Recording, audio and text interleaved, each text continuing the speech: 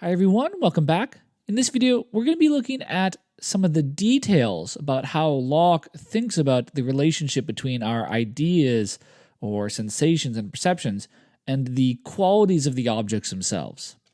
In this video, we're going to be looking at Locke's causal theory of perception, his distinction between ideas and qualities, and his distinction between primary and secondary qualities. Then lastly, we'll look briefly at a problem known as the Molyneux problem that Locke considers in Chapter 9. He says it will be convenient to distinguish them, ideas, as they are ideas or perceptions in our minds, and as they are modifications of matter in bodies that cause such perception in us. All right, so there's a distinction between our idea of a shape or a color. So the idea is something that's in our mind versus what we might attribute to the object itself. We sometimes say that the object has that color, or we say that the object has that shape. So the shape of the object is something outside of our mind. The color of the object, insofar as it exists, is something outside of our mind. But that's different from the perception or idea that we have. He says one reason we need to do this is so that we may not think that they are exactly the images or resemblances of something inherent in the subject. So some of these ideas we have of objects in our mind do not necessarily resemble the features that those objects have in and of themselves. Most of those sensations being in the mind no more the likeness of something existing without us than the names that stand for them are the likeness of our ideas, which yet, upon hearing them, are apt to excite in us. All right, so consider this sort of claim. So first he's just saying, look, there's a distinction between our idea of the sun and the sun in reality. So if you look over to the little thought bubble, the idea is there's the idea in our mind. That's something different than the sort of sun as it exists outside of our mind. Usually we tend to think that the idea that pops up in our mind sort of resembles perfectly. It's just sort of a mirror of the sort of thing as it exists outside in the world. But he wants to say we need to distinguish them because we can't just assume that there is this resemblance. We need to think carefully about that. So consider, when I hear the word sun, I hear that in my mind, or I see the word written on the page. As soon as I see that, it causes me to think of the sun, maybe a picture of the sun to sort of pop up in my mind, that idea to pop up. Even though the word, sort of the sound of it, or the shape of the letters, S-U-N, they do not resemble the idea that pops up in my mind as a result. The word, sort of sun, it represents that idea, it sort of stands for that idea only because it's been associated with it in such a way that the word causes us to think about that idea. Similarly, he says there's the idea of the sun in our mind, and yes, there is the sun out there in the world, but we shouldn't assume necessarily that there's a resemblance between the two. All we should assume is that the sun causes us to have this idea. And what makes this idea an idea about the sun is simply this causal relation. But now we can ask, so what is the sun like in and of itself? What is the sun like outside of our mind? Well, he says qualities thus considered in bodies are first, such as are utterly inseparable from the body in whatever state it is, such as in all the alterations and changes it suffers, all the force can be used upon it, it constantly keeps. For division can never take away either solidity, extension, figure, or mobility from any body, but only makes two or more distinct separate masses of matter of that which was but one before. These I call original or primary qualities of body, which I think we may observe to produce simple ideas in us, namely solidity, extension, figure, motion, arrest, and number. And so he's claiming in here, there's certain qualities that belong to physical objects no matter what we do them. So if I just if I take my keyboard and I smash it in half, it's still extended, it still has shape, it still has solidity, it still has motion or rest, it still has sort of number as well. It went from 1 to 2. So, and if I split those halves in half, well, now there's 4 pieces, but there's still a number of them. There's still a shape, there's still a size, there's still extension. No matter what I do to an object, it's still going to have some shape, some size, some extension. It's going to have some solidity, some motion, some number. And so he says these are what he calls the primary qualities, because they're not like they're always belonging to matter. Then he says, but there's these other qualities, which in truth are nothing in the objects themselves, but powers to produce various sensations in us by their primary qualities. These I call secondary qualities. So he says, look, I have the idea of solidity. Now that is, and I have the idea of sort of shape. Those ideas in my mind are caused by the actual shape that belong and solidity and sort of figure, motion of the object itself. But then he says there's other ideas in our mind that don't belong to the objects themselves, but they are just sensations produced in our mind by the powers that the physical objects have. Let's go through this a bit more because it's a bit confusing. So he says a primary quality is a feature that a piece of matter has independently of our perception of it. So even if I can't see my desk, it's still rectangular, even if nobody sees it. So its quality of rectangularness is something that belongs to it independent of our perception. Even if nobody existed, it could still be true that this desk is rectangular. Now, these qualities can't be separated from the matter itself. No matter what I do to this desk, it's still going to have some shape. And so the shape it has belongs to it. Shape can't be separated from it. Like I said, what I mean by that is some instance of these qualities would always be present in the matter no matter what we do to it. So even though I can change the shape of my desk by chopping it in half or cutting a part off, it's still going to have some shape. And so its shape is something that belongs to the matter itself. So solidity, extension, figure, motion, and number are all primary qualities on Locke's view. These are features that belong to the objects themselves outside of our minds. And Locke believes that in these cases, the ideas we have in our mind, so there's the quality of rectangularness, and then there's the idea of a rectangular. And he says, in this case, the ideas in our mind really do resemble the qualities that they represent. Secondary qualities, though. This is a quality that a piece of matter has that's understood only in relation to our perception of it.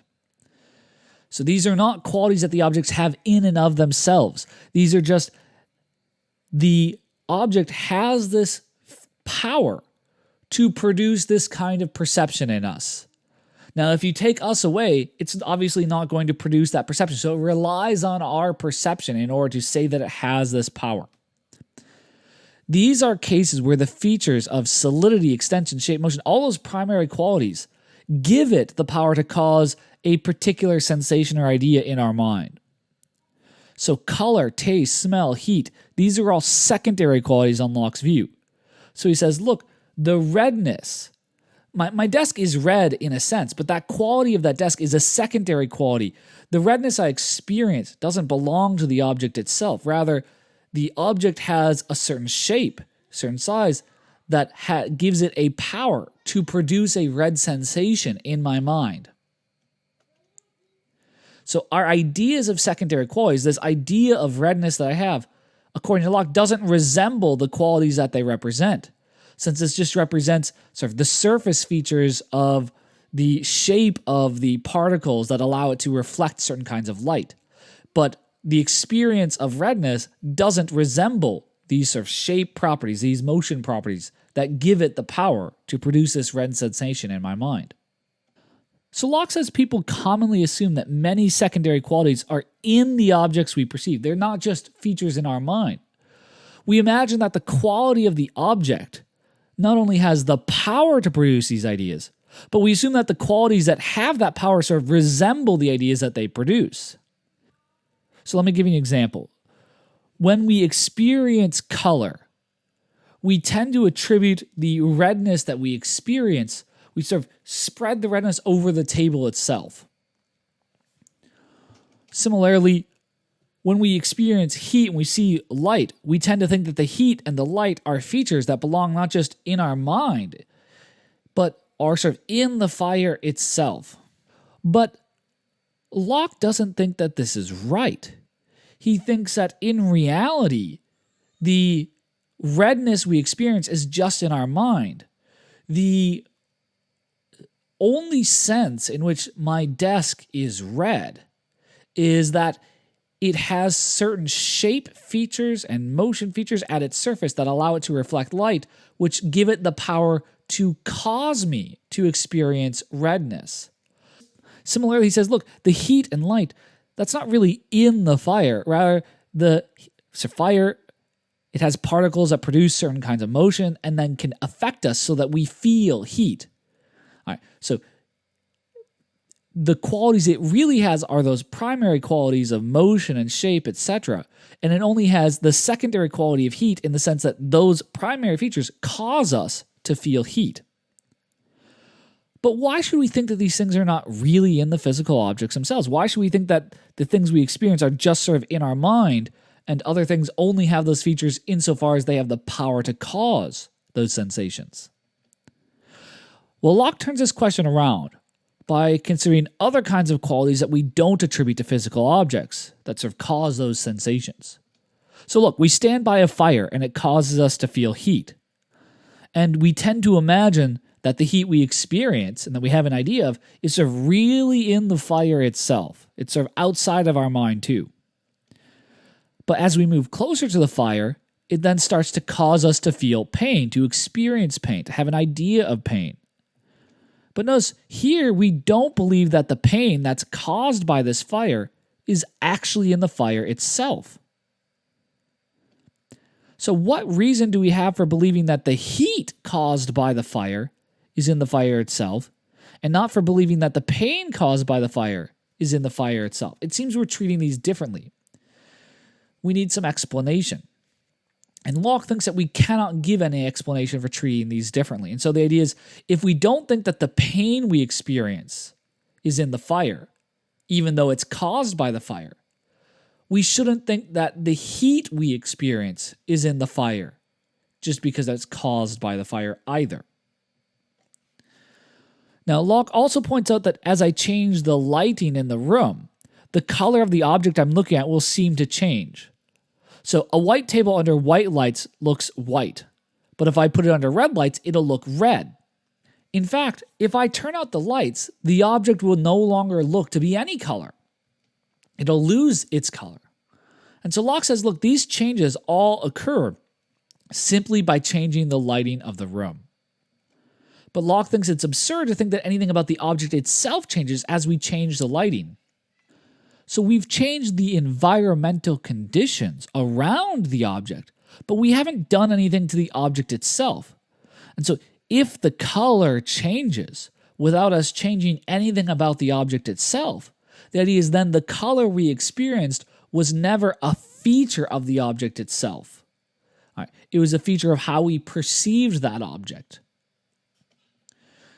So if the color is changing with the lighting, then the color must not be a quality of the object itself. So the color of the object is therefore nothing more than its power due to its shape, its motion, and its environment to cause these color sensations in our mind. Locke also appeals to a phenomenon where the same water might feel hot to one hand but cold to another. So this is a famous example. Imagine you put your left hand in some very hot water and you put your right hand in a different bowl of very cold ice water. And you sort of leave them there for a couple of minutes. Now imagine you take both hands out and you put them into the same bowl of a sort of medium temperature water. What do you think each hand's going to feel? Well, your left hand that was previously in the hot water would then perceive this water as cold, and your right hand that was in the ice water would now perceive this water as hot, or at least warm. So your two hands would be feeling the same water, but one would be feeling it as cold and one would be feeling it as hot. But the idea is, if we attribute the sort of heat and coldness to the object itself, we'd have to say that one and the very same object is both hot and cold, but hot and cold are sort of contradictory to one another. It can't be both hot and cold at the same time. I can say it's hot to this hand and cold to this hand, but then I'm saying that it's a relationship. It's a sort of way in which my hand sort of It's a way in which I use my hands to perceive that water. It's no longer a feature of the water itself. All right. Now, on Locke's view, he says, look, if the sensation of heat and cold are nothing but the increase or diminution of motion of the minute parts of our bodies caused by the corpuscles of any other body. So he says, look, if that sensation, if that experience is nothing but the increase, like it's due to the motion, the change in motion, those primary qualities.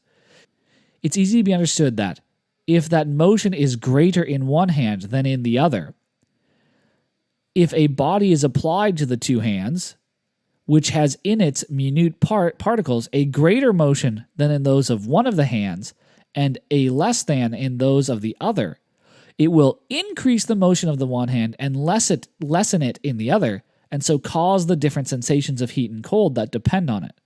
So the claim here is, look, if the sensation of heat and cold is nothing but a sensation that's produced by a change in the motion of particles, those primary qualities, the motion has the power to cause these sensations, then we can say, look, when I put my hand in the hot water and my hand in the ice water, so the motion of the particles of this hand slow down, and the motion of the other one speed up. And now when I put them in the warm water, well, the one that was in the hot water, it then causes that to slow down. So I perceive that as cold, causes a perception of cold. And then when I put the hand that was in the ice water and the motion slow down, I put it in the warm water, the medium water, it then speeds up the motion of the particles in my hand, which causes me to perceive that as warm. And so if I think of all there is motion, and the perception of the heat and the coldness is just a perception caused by the primary qualities, I can make sense of why one and the same object might be perceived in two separate ways like this. Locke also introduces a discussion of a famous problem he learned from letters he had with Molyneux. So this problem that I want to mention, it imagines a person born blind from birth. And this person is able to get a clear understanding of shape using their touch. So we allow them to touch lots of things and they learn a bunch of stuff. And so if you put a sphere and cube in front of them, they'll easily be able to identify which is the sphere and which is the cube simply using their touch. Now I want you to imagine that this person miraculously has their sight perfectly restored. And we put a sphere and cube in front of them, but they're not allowed to touch them. Would that person be able to use their newly acquired sight to identify which is the sphere and which is the cube? Locke says no. And this is related to his particular version of empiricism that we've been discussing here. So the sensation we get when we touch a sphere is certainly distinct from the sensation we get when we see a sphere. All right, so the sensation, the experiences are certainly different. Locke believes that our ideas of shape are derived from our sensory experiences, almost like a faint copy of those previous sensations. So it's not that there's some independent idea of shape and then we come to associate the sensations with the one and the same idea. On Locke's view, since our ideas are just copies of our sensations, if the sensations are different, the resulting ideas produced by those things will be different as well. And so the idea of a sphere that we get from touch is not the same as the idea of a sphere we get from our sensation of sight. And so when a person sees a sphere for the first time, the idea they get of that sphere, of that shape from their vision, will not be the same idea of a sphere that they already had from touch. And so they won't be able to identify that idea as being associated with this other idea of a sphere that they got from their touch. So on Locke's view, the subject would need to learn via experience to associate these two different ideas of the shape sphere with one another. So the claim here is just, we get one idea of a sphere from touch, we get a different idea of sphere from sight, and then we have to learn via experience that these ideas are both ideas of one and the same shape in a physical object. So that's all for this video. See you next time. Bye-bye.